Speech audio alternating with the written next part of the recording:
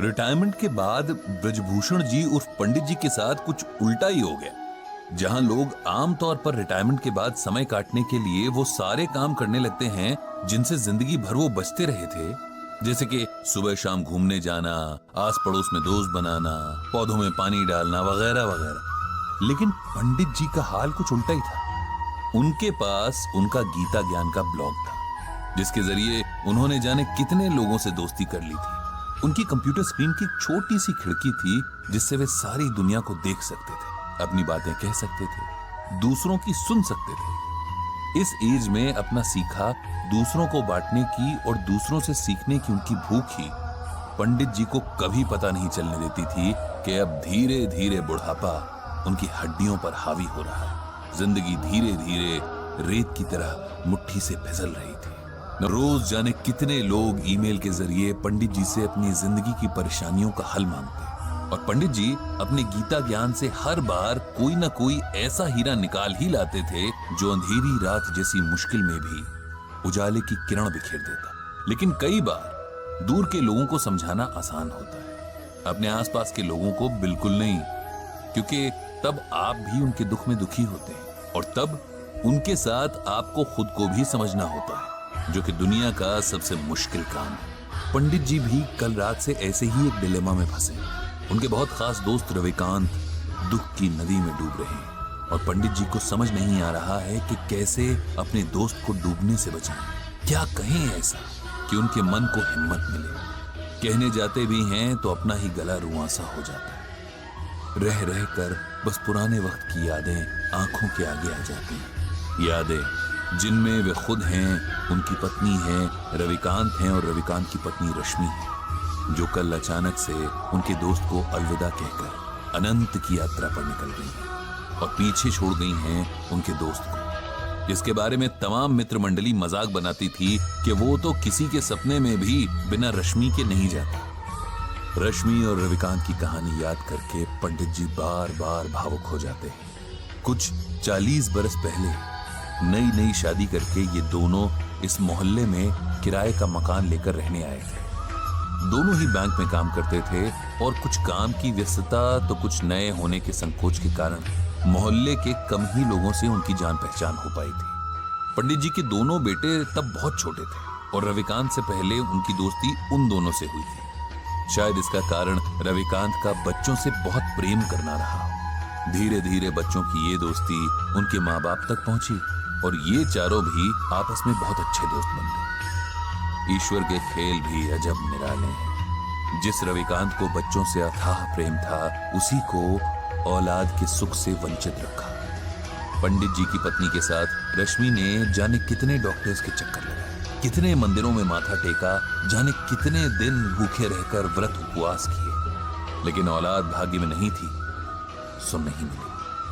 रविकांत ने कभी भी रश्मि के आगे ये जाहिर नहीं होने दिया कि संतान ना होने का उन्हें कोई दुख है, बल्कि वे तो रश्मि को समझाते रहते कि उसे सच को स्वीकार कर लेना चाहिए और एक कमी के पीछे जीवन की बाकी खुशियों को नजरअंदाज नहीं करना चाहिए। हालांकि रश्मि को यह मलाल सदा रहा कि वो मां नहीं बन सकी और वो हमेशा अपनी ममता पंडित जी के दोनों बेटों पर लुटाती रही। समय के साथ दोनों परिवारों की दोस्ती और मजबूत होती गई और हर सुख दुख एक दूसरे के सहारे आराम से निभता रहा।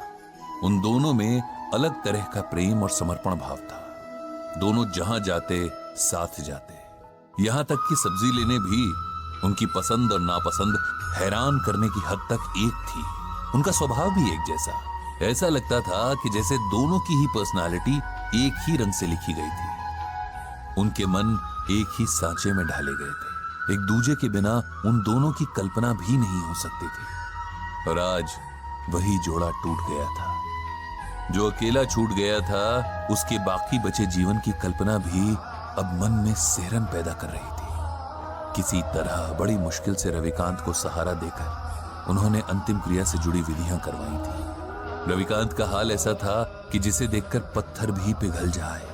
उसका विलाप, उसके आंसू देखकर तो मौत के देवता की आंखें भी भर आई होंगी। कभी मजाक में शायद रश्मि ने रविकांत से कहा होगा कि अंत समय में उन्हें गंगा किनारे जलाया जाए और उनकी अस्थियां मां गंगा की गोद में बहाई जाए। सो उनकी इसी इच्छा का सम्मान करते हुए रविकांत ने पंडित जी से रश्मि को हरिद्वार ले जाने की बात कही और इंतजाम करने का अनुरोध किया। हरिद्वार के पूरे रास्ते जैसे रविकांत बेसुध थे। उन्हें देखकर ऐसा लग रहा था कि मानो ये दुख में डूब जाना चाहते हैं।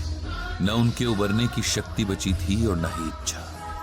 रविकांत को कुछ होश नहीं था कि कब लोगों ने जबरदस्ती उनसे अंतिम क्रिया की रस्में करवाई और कब उन्होंने किसी और के सहारे से खड़े होकर रश्मि को अंतिम विदा देकर अग्नि के हवाले कर दिया।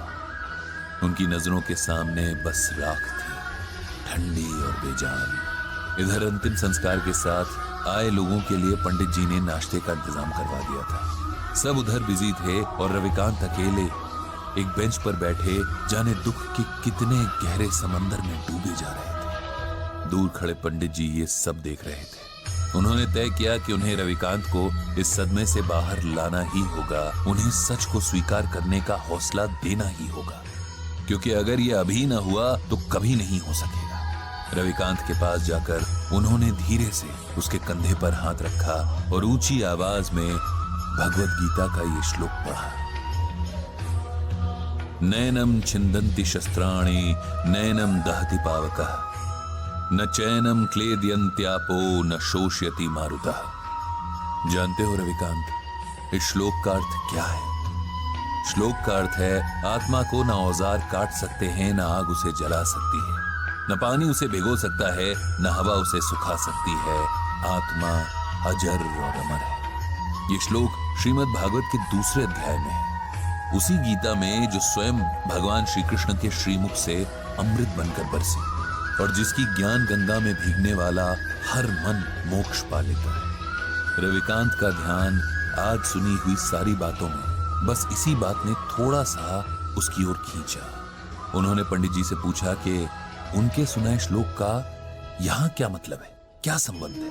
क्योंकि तुम शरीर और आत्मा का फर्क भूल रहे हो मेरे दोस्त। अपनी प्रिय पत्नी के शोक में तुम इस सच को अनदेखा कर रहे हो कि उसका सिर्फ शरीर नष्ट हुआ है, उसे चलाने वाली आत्मा नहीं, क्योंकि आत्मा तो अजर अमर है। एक शरीर से दूसरे शरीर की यात्रा करती है, एक जन्म से दूसरे जन्म का फेरा लगाती है। जो मिटा वो मिट्टी थी, जो जीवन शक्ति थी वो अब भी वही है, किसी और मिट्टी में जान फूंकने चली गई है।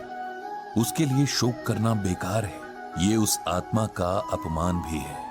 उसे सम्मान के साथ विदा करना ही समझदारी है। यही बात हमें गीता में भगवान श्री कृष्ण अर्जुन को समझाने के बहाने समझा रहे हैं। हमारे मोह माया के बंधन हमें सच्चे लगते हैं, लेकिन सच सिर्फ एक है और ये वही सच है जिसे भगवान श्री कृष्ण ने अर्जुन को बताया है कि आत्मा अजर और अमर है। इसीलिए शरीर के प्रति प्रेम रखना व्यर्थ है।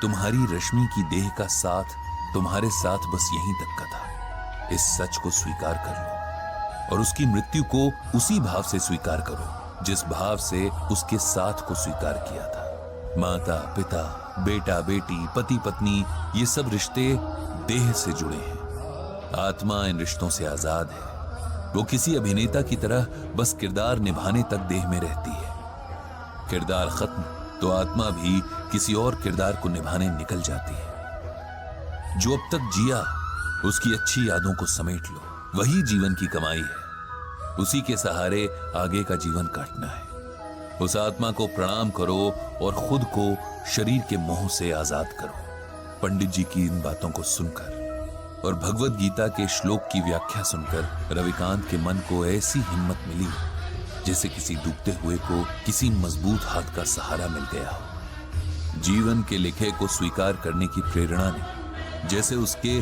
डगमगाते कदमों में ताकत भर दी। उसने तय किया कि अपनी मर चुकी पत्नी की यादों को सम्मान देते हुए अब उसकी मृत्यु की सच्चाई को भी सम्मान देगा और साथ ही और भी गहराई से श्रीमद् भगवत गीता के ज्ञान को समझेगा। इधर खुद पंडित जी का मन भी अब शांत हो गया था। उन्होंने मन ही मन श्रीमद् भगवत गीता और भगवान श्री कृष्ण को प्रणाम किया। उनको धन्यवाद दिया कि उन्होंने गीता के रूप में मनुष्य के लिए हर मुश्किल परिस्थिति का हल पहले से ही बता दिया है, बस उसे ढूंढने और समझने की जरूरत है।